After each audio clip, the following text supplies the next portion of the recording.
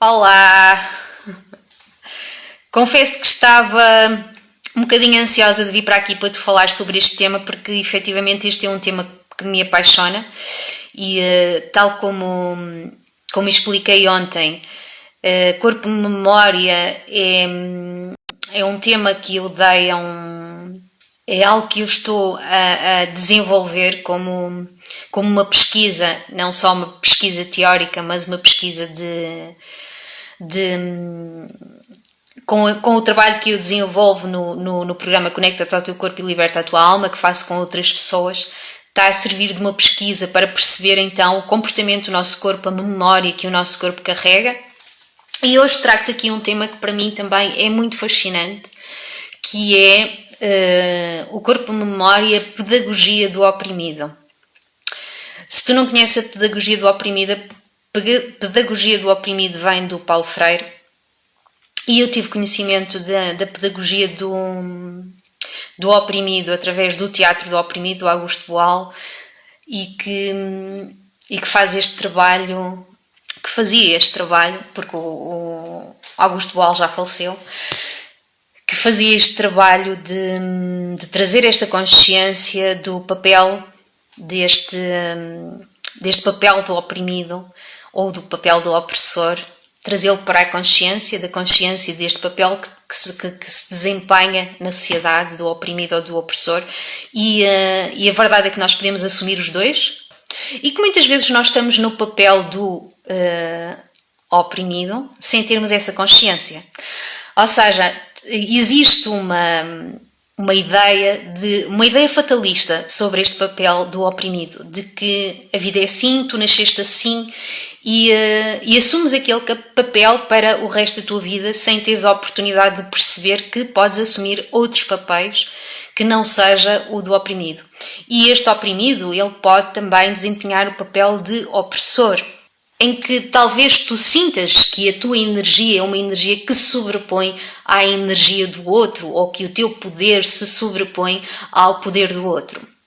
Então aqui o Paulo Freire fala numa pedagogia no sentido exatamente de ensino, a forma como o ensino está ainda estruturado e que, de certa forma, nos leva a assumir este papel de oprimido, no sentido em que numa sala de aula ainda há este desnível de poderes, ou seja, o professor é aquele que está no nível superior e o aluno é aquele que está no nível inferior, e neste sentido o professor é aquele que traz a autoridade máxima, que tudo sabe e que debita tudo aquilo que sabe, todos os conhecimentos que tem, para o aluno, como se o aluno fosse algo vazio, que não tivesse nenhum tipo de conhecimento ou que não pudesse sequer ter uma reflexão ou dar uma opinião.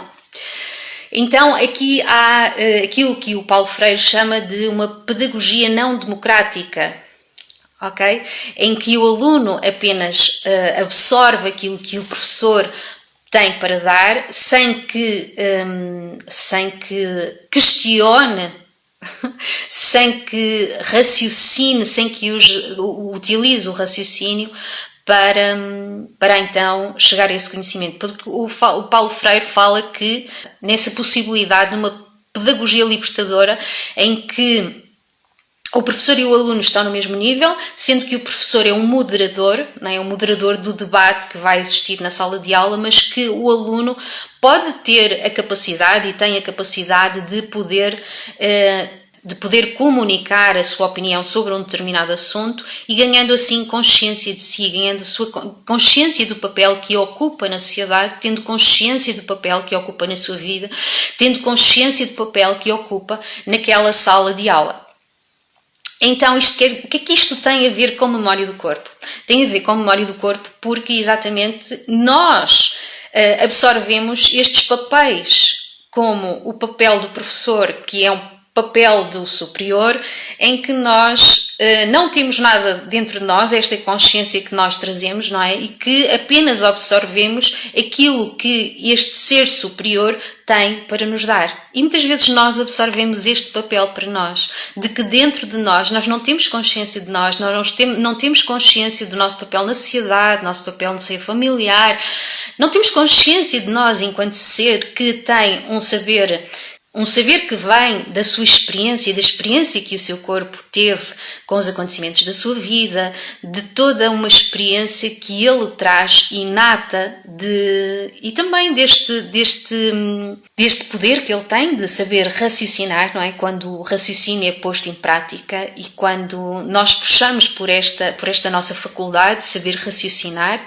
e de saber observar, de saber apreender as coisas e, portanto, neste sentido da pedagogia libertadora de que Paulo Freire fala, tu ganhas essa consciência de quem tu és. Ganhas esta consciência de que te podes expressar.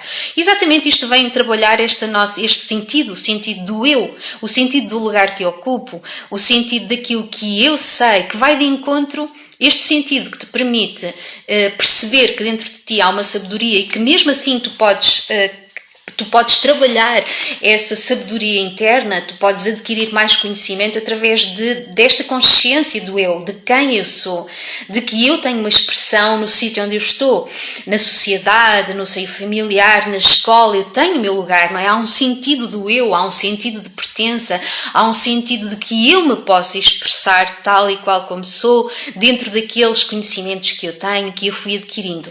Então, o corpo-memória vem-nos mostrar aqui que nós, por vezes, desempenhamos estes papéis, estes arquétipos. E aqui estamos a falar do arquétipo de oprimido e opressor, o arquétipo do agressor e o arquétipo da vítima. E nós, como já vimos, pode haver uma troca destes papéis. A vítima pode ser o agressor pode ser a vítima, assim como o oprimido pode desempenhar o papel do opressor. Então tudo tem a ver com aquilo que, de facto, o nosso corpo guarda esta memória fatalista de que Paulo Freire fala, de que este é o meu papel na sociedade, foi assim que eu nasci e é assim que eu vou continuar a ser. E o que é que o Augusto Boal nos trouxe do teatro oprimido? Ele pegou nas ferramentas do teatro para usar como um processo de desenvolvimento pessoal para que as pessoas trouxessem à consciência desse papel que estavam a desempenhar, do papel do oprimido, e ganhassem consciência também de como é que se desempenha o papel do opressor. Isto para quê? Para que tu ganhes consciência deste papel que estás a desempenhar e tenhas a oportunidade de escolher que queres ir para outro lugar, que queres desempenhar outro papel. Então é preciso primeiro trazer esta consciência, que nem sempre existe, não é? Este papel fatalista de que eu nasci assim e assim serei, é algo que fica gravado no nosso corpo. E o nosso corpo reage, todo o nosso ser reage conforme este papel que nós desempenhamos, não é? Então o teatro oprimido dá-nos esta oportunidade de, através das ferramentas que são usadas para os atores se desenvolverem enquanto atores, não é? Traz-nos esta consciência do papel, traz-nos a consciência de nós e do papel que nós ocupamos na nossa vida, do papel que nós ocupamos na sociedade, do papel que nós ocupamos no seio familiar. Portanto, traz-nos uma consciência de quem somos e também de quem podemos ser. E há uma coisa muito engraçada também, que isto tem a ver com o facto de Paulo Freire dizer que nós só transformamos todo este depósito de conhecimento, né, que os conhecimentos que vamos adquirindo e que a escola ainda continua a ser assim, não é? Em que deposita matéria e o aluno tem que absorver essa matéria. Paulo Freire fala em transformar tudo isso em verdadeiro conhecimento. Como? Apreendendo com todo o nosso ser. Ou seja, trazendo a questão do raciocínio, de questionarmos, de o aluno poder estar em sala de aula no mesmo patamar que o professor, em que o aluno debate as questões. E é a partir deste momento em que o aluno debate, em que o aluno ganha consciência da sua palavra, ganha consciência do seu papel, de quem é, que ele vai apreendendo através de todo o seu ser. Ou seja, Paulo Freire fala aqui numa questão de transformar em conhecimento também com a questão do se envolver a nível do emocional, né? Quando o emocional também está envolvido. Isto traz aqui uma questão muito engraçada, que é, eu sou atriz e uma das perguntas que a maior parte das pessoas faz, e curiosamente os miúdos fazem, os pequeninos, é como é que nós conseguimos decorar tanto texto. E quando eu falo tanto texto, é que os últimos espetáculos que eu tenho feito nos últimos anos têm sido sozinha, em que digo texto durante 45, 50, 60 minutos. É muito texto, efetivamente. E às vezes eu própria, se começo a raciocinar muito sobre como é que eu consigo meter tanta coisa na cabeça, começa a ser assustador e pode acontecer aqui uma coisa dentro de nós que é o medo que nos atormenta. Como é que é possível? Mas é possível. É possível porquê? Porque há uma envolvência de todo o nosso ser. Há uma envolvência física, há uma memória física, não é? Nós já percebemos que há uma memória física, mas tudo isto é possível porque todo o teu ser está envolvido, o emocional está envolvido, não é só o intelecto, não é só a tua mente que decora apenas texto, todo o teu ser, ele está envolvido neste processo de decorar texto, que não é só o decorar texto, é todo o significado que as palavras trazem e que tu lhes vais dando um significado próprio teu para que ele possa ficar mais inscrito no teu corpo, mais inscrito em ti, não é? Damos-lhe um determinado significado que é nosso, que nós percebemos o que cada palavra ou cada frase significa para nós. Nós damos-lhe um sentido.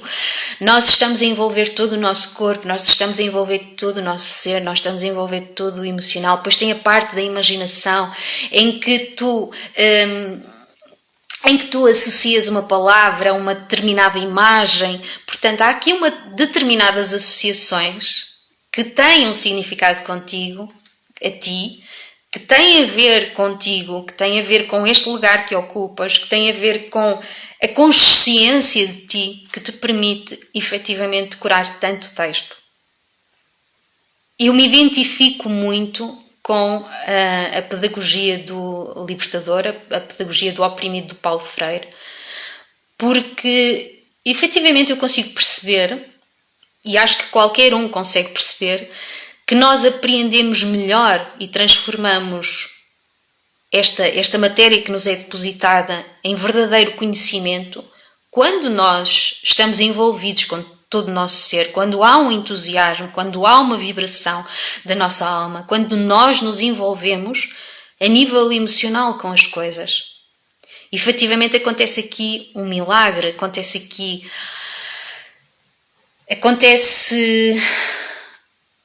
há uma profundidade nas coisas, não é? E, portanto, elas ficam memorizadas neste nosso corpo, não é? Há as sensações, há as emoções, há um lado sensitivo, há um lado em que nos dá prazer, há um lado em que nós estamos envolvidos no processo. E, portanto, neste sentido, então, um beijinho muito grande, desejo-te assim um excelente dia, sempre com consciência no corpo de que este corpo tem memória e que está sempre a comunicar connosco, de que aquilo que nos bloqueia está sempre a comunicar connosco e aquilo que nos liberta também está sempre a comunicar connosco. É preciso ganharmos consciência, estarmos cada vez mais presentes neste corpo, estarmos cada vez mais presentes no momento, para podermos ter esta consciência daquilo que nos limita e para podermos limpar aquilo que nos limita, para poder limpar aquilo que nos bloqueia e podermos assumir então esta identidade daquela pessoa que nós queremos ser, para podermos sair daquele papel que muitas vezes nós achamos que nascemos assim e que devemos continuar assim e não é bem assim. Não é? E guardamos esta memória no nosso corpo como se fosse uma verdade absoluta e não é. E o nosso corpo é mesmo engraçado porque mesmo a nível de movimento há determinados padrões que estão ligados a determinadas características que nós achamos que temos ou determinados papéis que nós assumimos como nossos e não, é possível verdadeiramente mudar essa memória do nosso corpo. Seja ele o corpo físico, seja ele o corpo mental, trabalhando as nossas crenças, seja ele o corpo emocional, transmutando as nossas emoções, seja ele o campo espiritual, trabalhando-nos num lado mais espiritual, e trabalhando também a nossa energia, porque nós somos energia, e a energia que nós carregamos, ela vai chamar até nós situações, acontecimentos, momentos que carregam essa mesma energia. Então, é só estar atenta, é trazer a nossa presença até o nosso corpo, perceber o que é que ele nos comunica e trazer uma memória mais expansiva a esse corpo. Um bom dia, beijinhos muito grandes e até amanhã. Amanhã cá estarei. Beijinhos!